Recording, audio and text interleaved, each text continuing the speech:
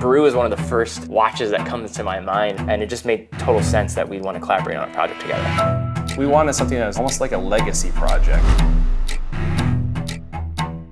We're finally ready to unveil this to the world. Hi everyone, Teddy Baldassarre here with Jonathan of Brew Watches, and we have something very exciting to share. A year and a half in the making, but also almost 10 years in the making of our careers just like intersecting over this period of time. Today we're going to go through a project that we've been working on, co-designing a watch with one another. But it's great to see you again. You too. When we first met, and it's kind of funny how we first met because I loved what you were doing, so I wanted to interview you. But where did we meet each other? It was kind of a weird situation, right? So we met in a park in New York City, and you're like, all right, we're gonna do this shoot. And looking in hindsight, you gave me the opportunity to talk about myself because I was new, but you also were. So we were kind of in parallel, yes, entering the watch industry. So the reason I wanted to work with you, Jonathan, is because I think you represent a lot of what I love in watchmaking. I think we have the same idea. You're living it out with your brand and saying that I think for getting a great watch, you don't need to spend a crazy amount of money. And I just love how you've been able to uphold that concept with a design that is truly distinct. And I think at under $500, this is in reach for a lot of people. And that brings me a lot of joy because I know that when we think about the long journey of things of watches, you either start somewhere, but you also sometimes don't even ever ascend past this point. And what I love about Brew is it's not even a idea of price, it's an idea of design. I just wanted to do with this project was to create something with somebody that I respect, with a design that I think resonates with so many, and just create a spin that we can allow other people to come on this journey with us to just basically be a thank you, but also just a celebration of our relationship with one another and a design that I think is truly fantastic with the metric. Yeah, absolutely. I think it really symbolizes that, and what a great way to get started with the metric for under $500. For the finishing, the quality of the product, I think it's really exciting for people.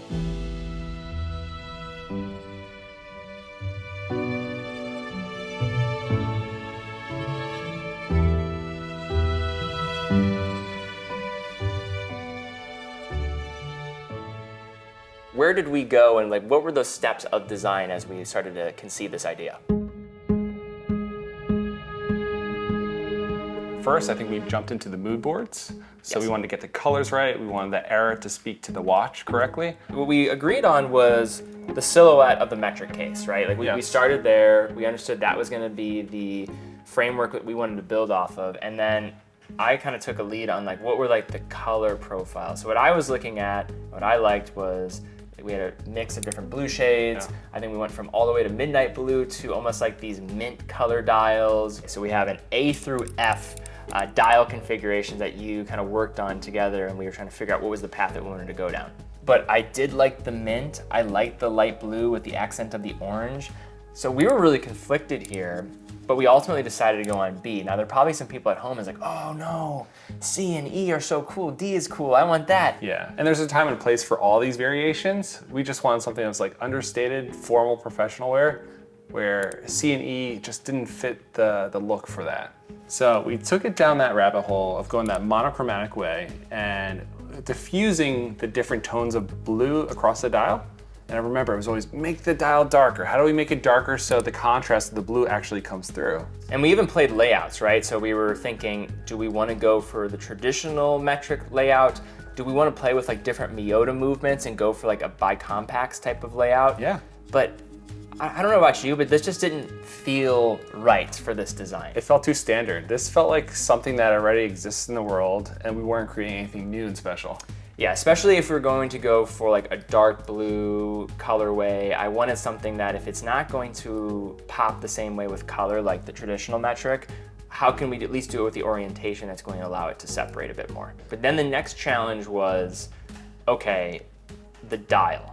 Now there's a few things and principles that we were talking back and forth about. One of the questions was, do we include a date or do we not include a date? And we ultimately decided no date. Yeah, we wanted it to live clean and fresh and let the dial kind of have its own canvas without interrupting it too much, especially because you're putting so much work into the hands and the colors. What's going on in your mind as you're thinking about how can I position the color and the different mood board ideas into this watch design? Like, what was going on in your mind, and how do you find balance? Like, I'm gonna put this color here, this color here. So it's an entire color balance game. So alone, when this dial lives just here with no hands, it's very difficult to gauge how the visual balance is going to live on the watch.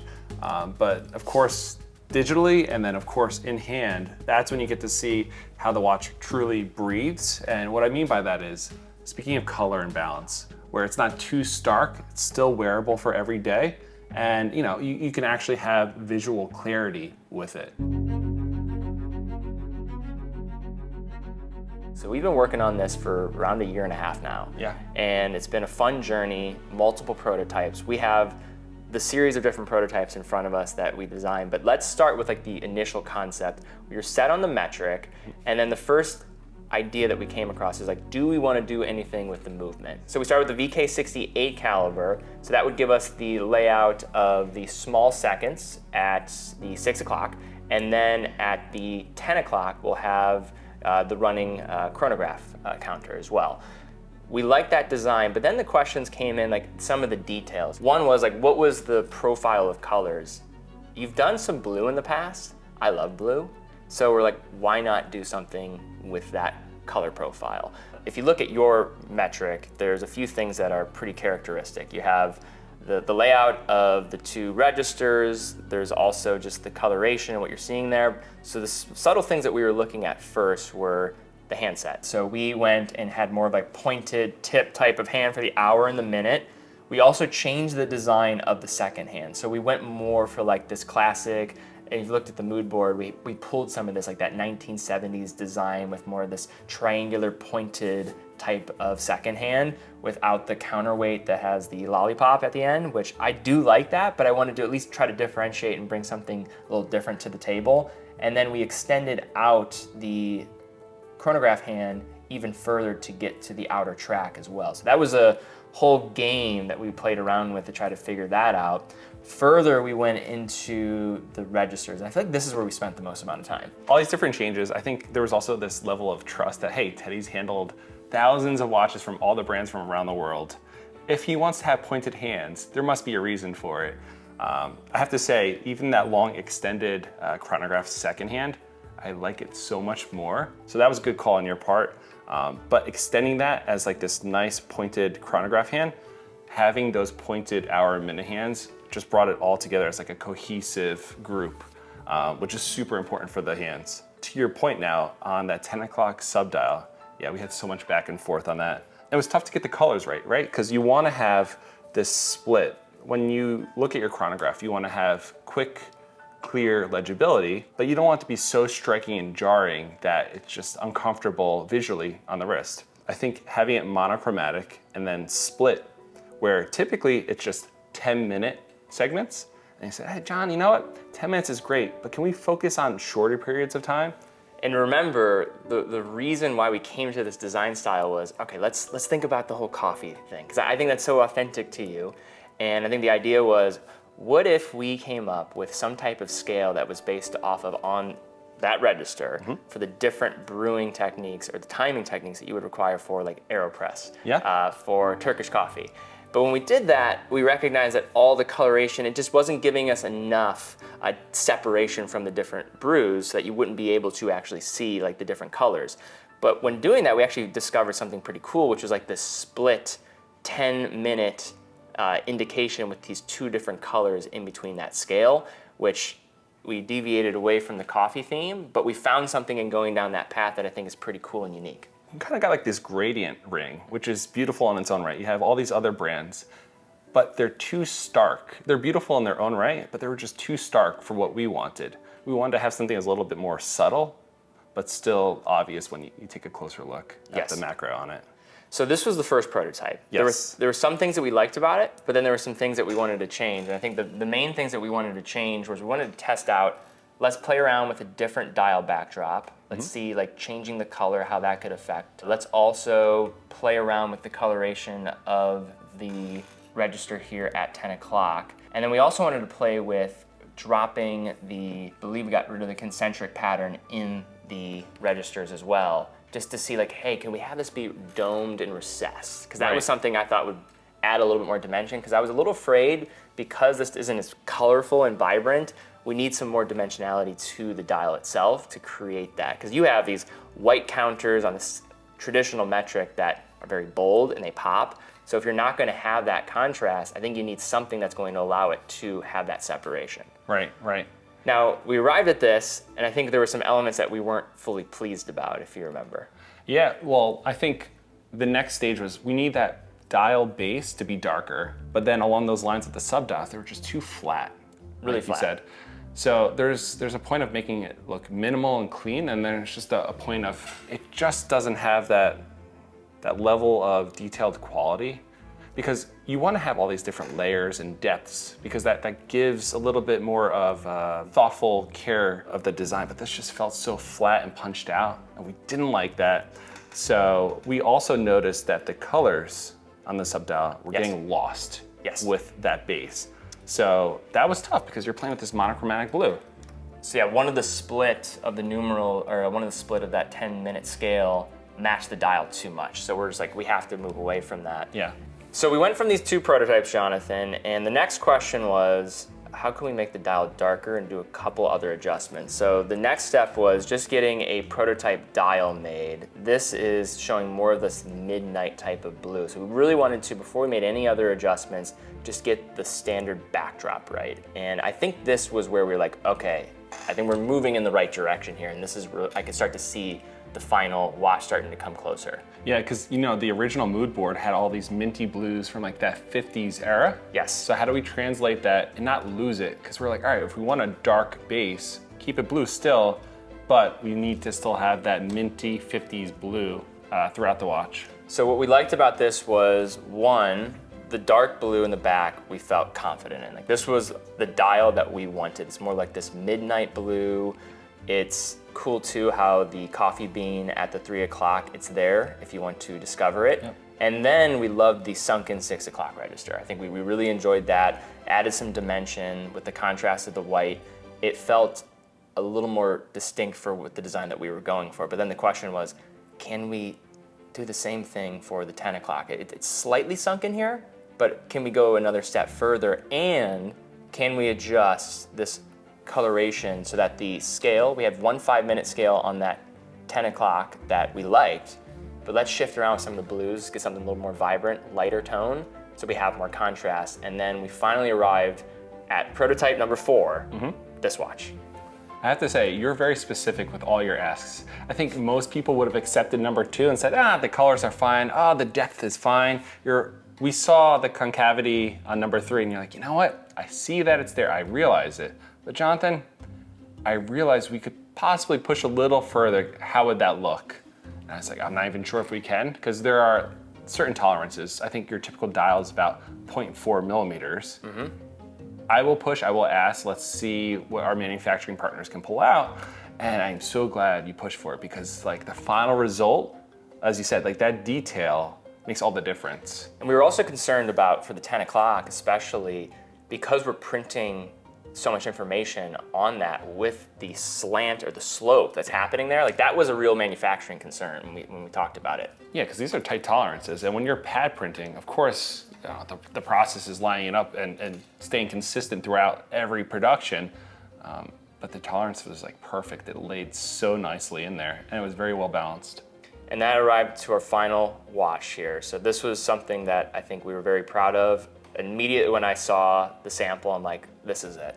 We had the contrast, we had the concave nature of the registers, the coloration of blue was amazing. We still were also reflecting what you've done in the past with the metric, like the shot timer here from the 25 to the 35 seconds. Like, there's still all those cool details, but this just felt like a perfect fusion of both of our brands. And then there was the question of, how can we sign the case back? I mean, there was a couple different ideas that we were thinking about when trying to design that, and there's a few manufacturing processes that we were going back and forth. So could you explain a little bit about that too? Yeah, so with case backs, you're typically thinking about either hydraulically pressing it or laser engraving it.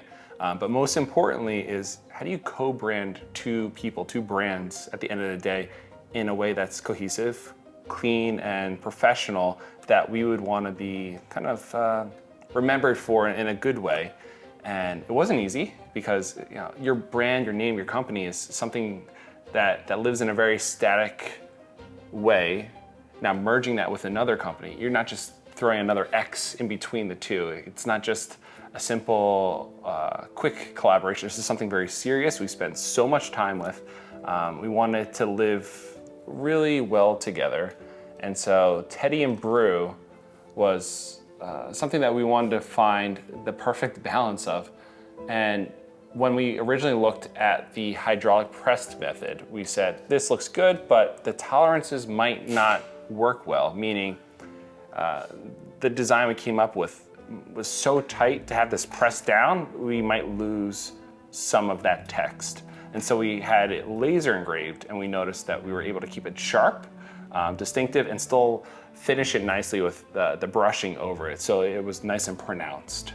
And we probably spent like 2 weeks on just the positioning of where the logos would go, like what was going to be the way that they could like conjoin together as an idea. And we were going around with like, all right, do we want to add the X? Do we want to have one sit next to one another, like on a horizontal, like a reading format? Do we want them to be stacked? And then we were thinking about what are the other indications that we want to have? And then we were playing around with like lines, and we eventually arrived at stacking them vertically with coffee bean to the left, then a line with the break, and then 2 of them stacked. It just created perfect symmetry. And also our logos kind of look pretty good next to each other. They do, right? It's like this peaceful balance between the two. Yeah. They just sit so well together. All right, so welcome to the special room. This is where we will do quality control, prepare each watch, precisely package them so they're good to send to people from around the world.